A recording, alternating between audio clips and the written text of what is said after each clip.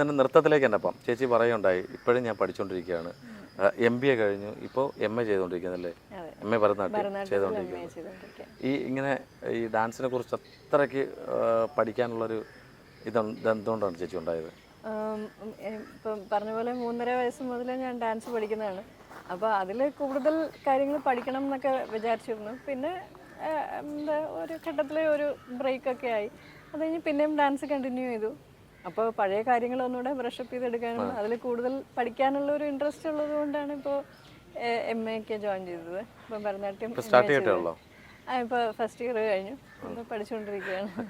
18-19 വയസ്സുള്ള കുട്ടികൾ പറയുന്ന പഠിച്ചാൽ ഇപ്പോഴും പഠിച്ചുകൊണ്ടിരിക്കുക. പക്ഷേ പഠിക്കുന്ന എപ്പോഴും നല്ലതാണ്. നമ്മളെപ്പോഴും ഒരു കാര്യം പഠിച്ചു നിർത്തിയെന്ന് തോന്നരുത്. അത് വീണ്ടും പഠിച്ചുകൊണ്ടിരിക്കണം, കണ്ടിന്യൂ ചെയ്തുകൊണ്ടിരിക്കണം. പഠിക്കും തോറും വീണ്ടും വീണ്ടും കൂടുതൽ അറിവ് കിട്ടും. അത് ഒരിക്കലും ചെറുപ്പത്തിലേക്ക് പോകും ചേച്ചി. ലൈവായിട്ടിരിക്കുക നമ്മൾ. തീർച്ചയായിട്ടും. ഇപ്പോൾ പല സീരിയലുകൾ ചെയ്യുന്നുണ്ട്. ഇപ്പം നിലവിൽ ഇപ്പം സ്റ്റിൽ നോ എത്ര സീരിയലാണ് ചെയ്തുകൊണ്ടിരിക്കുന്നത്? അതായത് ഇപ്പോൾ ഒന്നിൽ കൂടുതൽ ചെയ്യുന്നുണ്ടോ, ഒന്ന് മാത്രമേ ചെയ്യുന്നുള്ളൂ? 3 സീരിയൽ ചെയ്യുന്നുണ്ട്. ഇപ്പോൾ ഈ ഗെറ്റപ്പ് മനസ്സിലായോ? അത് പറഞ്ഞോട്ടെ. ചേച്ചി ഈ ഗെറ്റപ്പിൽ ഇരിക്കുന്ന ഒരു സീരിയൽ ലൊക്കേഷനിലാണ്. ഞങ്ങൾ കനൽപൂൺ ലൊക്കേഷൻ തന്നെ ഇരിക്കുകയാണ്. അപ്പോൾ ആ ഒരു വേഷം അല്ലേ എപ്പോഴും പറയാറുണ്ട്. ഞാൻ നേരത്തെ പറഞ്ഞ പോലെ തന്നെ നമ്മൾ ഈ പട്ടത്തിക്കുട്ടിയില്ല, നമ്മൾ ആ ഒരു ഏരിയ ഒരു പ്രത്യേക സമുദായമാണല്ലോ, ബ്രാഹ്മൺ സമുദായമാണല്ലോ. അപ്പോൾ അവിടെ ചെല്ലുമ്പോൾ ഇങ്ങനെയൊക്കെയുള്ള വേഷങ്ങൾ മാമിയാർ അല്ലെങ്കിൽ അക്കച്ചിമാർ ഇങ്ങനെയൊക്കെ കാണാറുണ്ട്. ചേച്ചി എനിക്ക് തോന്നുന്നു മിക്ക വേഷങ്ങളും അല്ലേ, ഒട്ടുമിക്ക വേഷങ്ങളും ചെയ്തിട്ടുള്ളത്. ഈ വേഷത്തെക്കുറിച്ച് പറയും.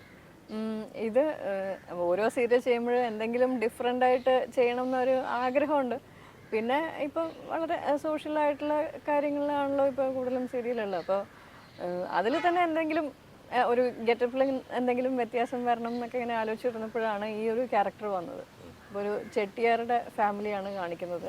ഒരു തമിഴ് കൾച്ചർ വരണം എന്നൊക്കെ പറഞ്ഞു. അപ്പോൾ അങ്ങനെ എന്താ ചെയ്തു വന്നപ്പോൾ ഈ ഒരു ഗെറ്റപ്പിലായി.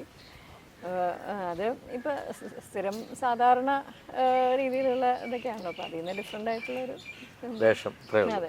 ആരെങ്കിലും പറഞ്ഞിട്ടുണ്ടോ മോഹിനി ചേച്ചിയോട്ടിരിക്കാന്ന്? ഉണ്ടോ? ആ കണ്ണും കൂടെ ഒന്ന് മാറ്റി കിട്ടിയായിരുന്നെ ഓക്കെ ആയിരുന്നു. ഒരു ലെൻസ് കൂടെ വെച്ച് കഴിഞ്ഞാൽ കറക്റ്റ് അതുപോലെ തന്നെ ചിരിയും അതൊക്കെ. എത്ര പേര് പറഞ്ഞിട്ടുണ്ടോ അങ്ങനെ? ഒരുപാട് പേര് പറഞ്ഞിട്ടുണ്ട്. പണ്ട് പറഞ്ഞിട്ട്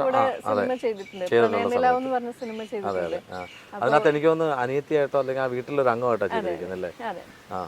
അപ്പം അന്ന് ഞങ്ങളെ ഒരുമിച്ച് കണ്ടപ്പോൾ പലരും പറഞ്ഞിട്ടുണ്ട് ചായ ഉണ്ട്.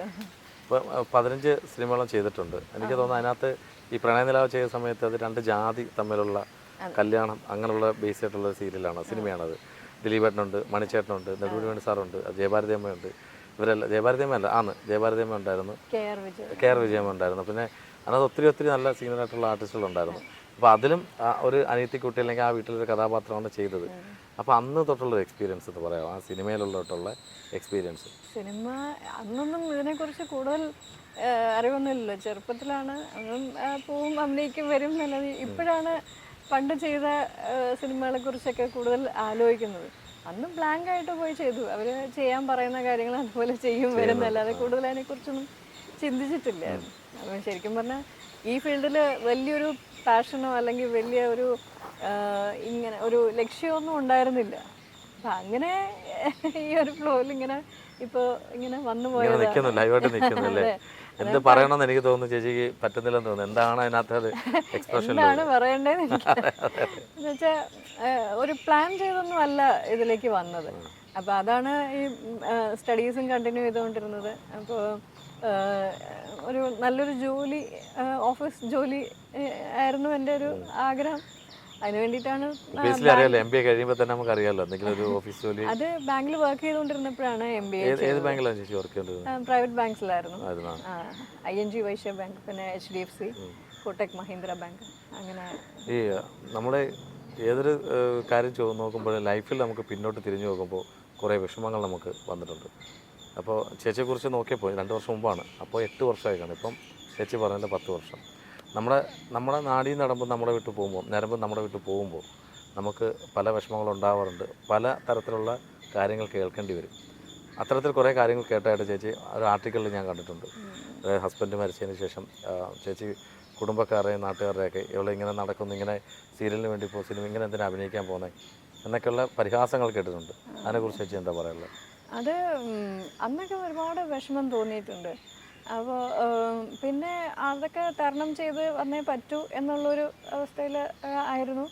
അപ്പോൾ എന്തോ എന്താ ദൈവാധീനം കൊണ്ട് അപ്പോൾ ഒരു സ്ട്രെങ്ത് കിട്ടി, അതൊക്കെ തരണം ചെയ്ത് മുമ്പോട്ട് പോന്നു. അപ്പോൾ ഇപ്പോൾ ആലോചിക്കുമ്പോൾ അതൊക്കെ എന്താ നമ്മളെ കൂടുതൽ പോസിറ്റീവ് ആക്കിയിട്ടുണ്ട്, കൂടുതൽ സ്ട്രെങ്ത് തന്നിട്ടുണ്ട്. അപ്പോൾ എല്ലാം എന്താ പറയുക, പല ഇതും കേൾക്കുമ്പോൾ നമുക്ക് കൂടുതൽ ഒരു ശക്തി കൂടുതൽ കിട്ടുമല്ലോ. നെഗറ്റീവ് നമുക്ക് പോസിറ്റീവായിട്ട് നമുക്ക് എടുക്കാം. നമുക്ക് കൂടുതൽ മുന്നോട്ട് പോകാനുള്ള ഒരു എനർജി അതൊക്കെ ആയിരുന്നു എന്നാണ് ഞാനിപ്പോൾ വിചാരിക്കാറുള്ളത്. എല്ലാം പോസിറ്റീവായിട്ട്. പക്ഷേ ആ ദുരിത സമയത്ത് കൈപിടിച്ചു ഉയർത്തിയ കുറേ നമ്മുടെ ഈ അഭിനയ രംഗത്തിനുള്ളവർ കുറേ പേര് താങ്ങായിട്ട് തള്ളായിട്ട് നിന്നിട്ടുണ്ടെന്ന് ചേച്ചിനെ പറഞ്ഞിട്ടുണ്ട്. അത് കൂടുതലും അങ്ങനെ പറയാൻ പറ്റില്ല. എൻ്റെ ഫ്രണ്ട്സ് വളരെ ചുരുക്കം ചില ഫ്രണ്ട്സ് ഉണ്ടായിരുന്നു. അപ്പോൾ അവരൊക്കെ ആയിരുന്നു എനിക്ക് ഒരു സപ്പോർട്ടായിട്ട് നിന്നത്.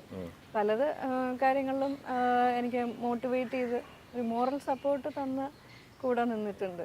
അപ്പം അതാണല്ലോ ഏറ്റവും കൂടുതൽ നമുക്ക് ആവശ്യമായിട്ടുള്ള കാര്യം. പിന്നെ അതുപോലെ മകൾ ഏറ്റവും കൂടുതൽ സപ്പോർട്ടുള്ള ആളാണ്. എനിക്കൊന്ന് ചേച്ചിയുടെ കോസ്റ്റ്യൂമായാലും അഭിനയമായാലും എല്ലാം ഇപ്പോൾ അഭിപ്രായം പറഞ്ഞുകൊണ്ടിരിക്കും. മോൾ എന്താ ഇപ്പോൾ ചെയ്യുന്നത്? മോള് ഇപ്പോൾ +2 കഴിഞ്ഞു. ഇപ്പോൾ എൻട്രൻസിന് വേണ്ടി പ്രിപ്പയർ ചെയ്തുകൊണ്ടിരിക്കുകയാണ്. ഇപ്പം എന്തൊക്കെ പറയാം, അമ്മയുടെ അഭിനയം കണ്ടിട്ടോ പറയാറുണ്ടോ ആള്? വലിയ നല്ല അഭിപ്രായമൊന്നുമല്ല. അഭിനയം കൊള്ളില്ലെന്നാണ് പറയുന്നത്. ഇങ്ങനെയൊന്നും അല്ല വേണ്ടതെന്ന് പറയാം. പിന്നെ ഇപ്പോൾ നമ്മൾ മെഗാ സീരിയലിലെ ഒരു ട്രെൻഡ് ഇങ്ങനെ ഒരു രീതി ഉണ്ടല്ലോ, അപ്പൊ അതിൽ നിന്ന് നമുക്ക് ഒരുപാട് എന്താ വിട്ട് മാറി ചെയ്യാൻ പറ്റാറില്ല.